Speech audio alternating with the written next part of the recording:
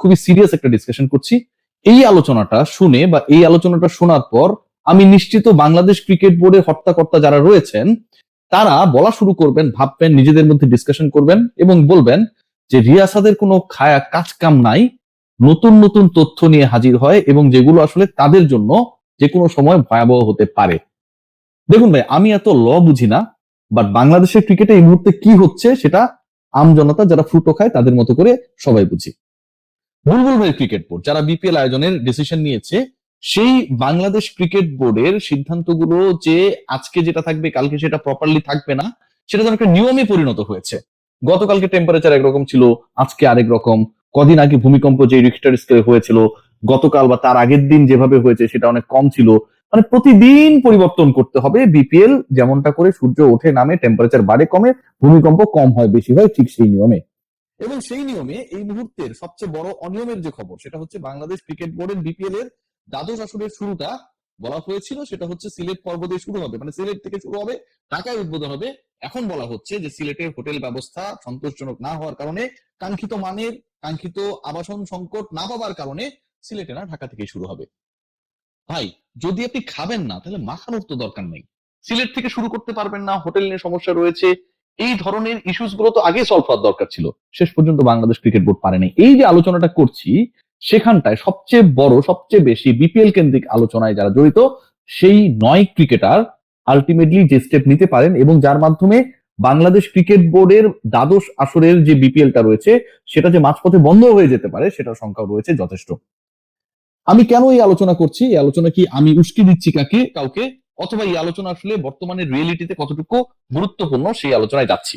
খেয়াল করে দেখবেন, বাংলাদেশে এনামুল হক বিজয় এবং অন্য যারা রয়েছেন যাদেরকে এখন পর্যন্ত কোনো তথ্য প্রমাণ দেওয়া হয় নাই যে তারা ফিক্সিং করেছেন, বাংলাদেশ ক্রিকেট বোর্ড সেটা দিতে পারেনি। বাংলাদেশ ক্রিকেট বোর্ড গণমাধ্যমে আমরা যারা রয়েছে আমাদের সামনে জানিয়েছে যে তাদের কাছে ডকুমেন্টস নেই যেটার মাধ্যমে এনামুল বিজয় সহ অন্য ক্রিকেটারদেরকে গিলটি বলার সুযোগ রয়েছে। বাংলাদেশ ক্রিকেট বোর্ড সবাইকে গাইড করছে যে ওদেরকে দোষী বলা যাবে না, ওদের আপনারা ফিক্সার বলবেন না।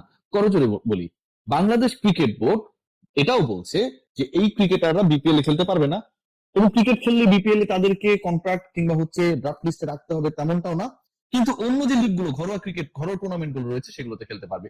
প্রত্যেকটা আলোচনায় প্রথমত প্রমাণ নাই, দ্বিতীয়ত একটা ঘরোয়া আসর খেলতে না পারলেও আরেকটা খেলতে পারবে, তৃতীয়ত ফিক্সার বলা যাবে না, চতুর্থত তাদের আপনারা দোষী বলবেন না, পঞ্চমত তাদের ব্লেম দিবেন না। বাংলাদেশ ক্রিকেট বোর্ড এই 9 ক্রিকেটার সম্পর্কে যে বক্তব্য দিয়েছে বিভিন্ন সময়ে, এবং আজকে ওই 9 ক্রিকেটার একজন এনামুল বিজয় নিজেই তার উকিল নোটিশটা নিয়ে বাংলাদেশ ক্রিকেট বোর্ডে হাজির হয়েছে, যার মেইলের, যার ফোনের, যার টেক্সটের রিপ্লাই বাংলাদেশ ক্রিকেট বোর্ড গত 2 দিন থেকে দেয় নাই। বাংলাদেশ ক্রিকেট বোর্ড লুকাটুকু খেলছে, লুকোচুরি খেলছে, hide and seek the play. Bulbul ভাই আসসালামু আলাইকুম। বুলবুল ভাই এই যে খেলাটা খেলছেন সেখানটায় বাংলাদেশ ক্রিকেট বোর্ড আলটিমেটলি ভয়াবহ বিপদের দিকে এগিয়ে যাচ্ছে। বাংলাদেশের কোর্ট বলেছে আপাতত তাদের যে স্টে অর্ডার বা রিট করার চেষ্টা করা হয়েছিল বা করা হয়েছিল, আমি আইনি ব্যাপারগুলো কম বুঝি, সেটার কোনো প্রভাব বিপিএল এ পড়বে না। কিন্তু international court of arbitration for sports CAS case নামে যে আন্তর্জাতিক ক্রীড়া আদালত রয়েছে সেখানটায় যদি এনামুল বিজয় এবং অন্য ক্রিকেটাররা যান তাহলে ঘটনাটা অন্যরকম হতে পারে, এবং এই সিএএস অর্থাৎ international court of arbitration for sports dedicatedly আন্তর্জাতিক অনেকগুলো বিষয়ে ফাইনালি তারা যে সিদ্ধান্ত দেয় সেই সিদ্ধান্তই বহাল থাকে। সেটা ইউএফএ থেকে শুরু করে, ফিফা থেকে শুরু করে, ক্রিকেটারদের ফিক্সিং থেকে শুরু করে প্রত্যেকটা জায়গায় অতীতে সিএএস বা কেসের ফাইনাল ডিসিশনটাই পরিগণিত হয়েছে। এবং এই জায়গায় ক্রিকেটের সবচেয়ে গুরুত্বপূর্ণ যেটা কেস, আমি যদি আপনাদের সাথে একটু শেয়ার করি, একটু ডেপথের আলোচনা, আপনারা বিরক্ত হবেন না, সেখানটায় ক্রিকেটে সালমান বাট এবং মোহাম্মদ আসিফ এই 2 ক্রিকেটার যখন ফিক্সিং এর দায়ে নিষিদ্ধ হলেন 2013 সালে, স্পট ফিক্সিং এর দায়ে, আমার কাছে রয়েছে এই রিপোর্টটা, সেই দায়ে নিষিদ্ধ হবার পর তারা দুজনেই সিএস এ যান এবং তাদের সাজা কমানোর জন্য মৌকুব চাওয়ার জন্য তারা অ্যাপিল করেন। যেহেতু বাট এবং আসিফ, মোহাম্মদ আসিফ এবং সালমান বাট একজন ব্যাটার পাকিস্তানে, আরেকজন হচ্ছে পেস বোলার ছিলেন, তাদের এগেনস্টে ফুল প্রুফ এভিডেন্স ছিল, সিএএস তাদের সেই অ্যাপিলটাকে অগ্রাহ্য করে, সেটাকে গ্রহণ করে নাই। এর বাইরেও পাকিস্তানি ক্রিকেটারদের ডোপিং ইস্যু নিয়ে ওয়ার্ল্ড এন্টি ডোপিং এজেন্সি ওয়াডা এবং পাকিস্তান ক্রিকেট বোর্ডের একটা দ্বৈত বা বিরোধপূর্ণ অবস্থান একটা সময় ছিল, শোয়েব আক্তার যেটার মধ্যে জড়িয়ে পড়েছিলেন, সেখানকারও সমাধান করেছিলেন international court of arbitration for sports, CAS. Mohammad আশরাফুলের একটা কেসের কথা আমি বলতে পারি, যেটা আমি নিজে আসলে রিপোর্ট করেছিলাম। তখন অনেক বাচ্চা ছিলাম, দাড়ি ছিল না, ছোট ছিলাম, 2013-14 দিকে। এবং সেই সময় আশরাফুলের যে ব্যান্ডটা আসলো, সেই ব্যান্ড ঠেকানোর জন্য আশরাফুল ও সিএএস অর্থাৎ কেসের কাছে দ্বারস্থ হয়েছিলেন। তার টোটাল কেসটা ডিল করছিলেন বাংলাদেশ থেকে খালিদ হামিদ চৌধুরী, যিনি বাংলাদেশের রিনাউন্ড লয়ার। সো আনামুল বিজয়রা যদি কেসের দাঁড়ে যায় বা তাদের দ্বার প্রান্তে গিয়ে যে তাদের এগেনস্টে কোনো প্রমাণ নাই, প্রিয় মিঠু ভাই বলেছে যে তাদেরকে ফিক্সার বলা যাবে না। মিঠু ভাই আসসালামু আলাইকুম। এবং অন্য যারা রয়েছেন তারা তাদের ফোন রিসিভ করছে না, তাদেরকে এন্টি কারাপশন ইউনিট থেকে কোনো ধরনের এভিডেন্স দেখানো হয়নি যে তুমি এই কাজগুলো করছো। এবং 900 পৃষ্ঠার রিপোর্টে এত আলোচনা হচ্ছে কোন জায়গায় কিভাবে ফিক্সিং করেছে এই 9 ক্রিকেটার, সেটার কোনো বর্ণনা আমরা স্পেসিফিক ভাবে বাংলাদেশ ক্রিকেট বোর্ডে কোনো দায়িত্বশীল কর্মকর্তার কাছে পাই নাই। প্রশ্ন করা হলে তিনি বলেছেন এই ফোরামে আমি আলোচনা করতে চাই না, এটা নিয়ে কাজ করছে আমাদের anti corruption unit, Alex martial, তারা বলতে পারবে। কিছুতেই কখনো কোনো বিচারক কোনো মিডিয়া এসে সামনে এসে মাইক্রোফোনের সামনে বলে না যে আমি এই বিচারটা কেন করলাম। এটা নিয়ে কথা বলে কে? ধরেন এই মুহূর্তে বাংলাদেশে অনেক কিছু চলছে, মানবতা বিরোধী অপরাধ, এটা ওটা। এখন যারা যে জাস্টিসটার ডিসিশন দিচ্ছে, তারা কি ওই কোর্ট থেকে ইজলাস কক্ষ থেকে বের হবার পরে মাইক্রোফোনে এসে সাংবাদিকদের সাথে সংবাদ সম্মেলন করবে? ডেফিনেটলি করবে না, ডেফিনেটলি না। সো যারা এন্টি কারাপশন ইউনিটে অথবা যারা তদন্তকারী সংস্থার অথবা তদন্তকারী হিসেবে তদন্ত দলে বাংলাদেশ ক্রিকেট বোর্ডের সাথে যুক্ত ছিলেন, তারা তো এসে ভাই ইন্টারভিউ বলবে না।